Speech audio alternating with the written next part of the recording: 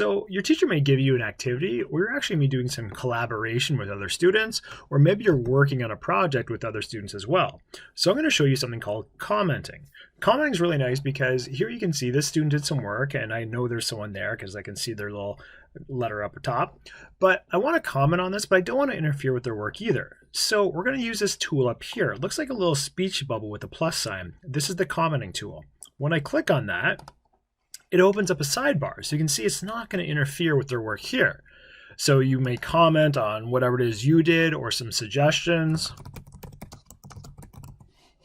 And when you add that comment, you click the button and it just lives over there. So that student can see everything that's commented down here, and the comments go downwards on the side of the slide. So it's really nice because you can see, you can comment, give feedback, things like that, and you're going to notice the teacher's probably going to do this often as well. Now, if I didn't want to see that, if I go hit this button, this is resolve, this actually doesn't delete it, it actually just moves it away and puts it in a history, and that history can be found up here in this other little speech bubble. That's the comment history. So if I click on that, I can go through and I can see what people are writing right in there as well. And that's going to work on Google Slides, but it's also going to work on Google Docs. So if you're working on an assignment that's a Google Doc, it works exactly the same way. And you can see that right up here, there's your commenting tool here. The only really nice difference here is if you wanted to, you could highlight the area you want to talk about.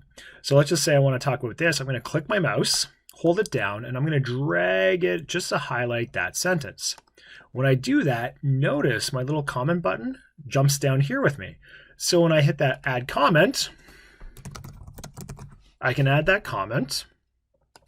Now what I really like about Google Docs is when I click over the comment, it actually highlights what I'm talking about. So if I had multiple comments over here,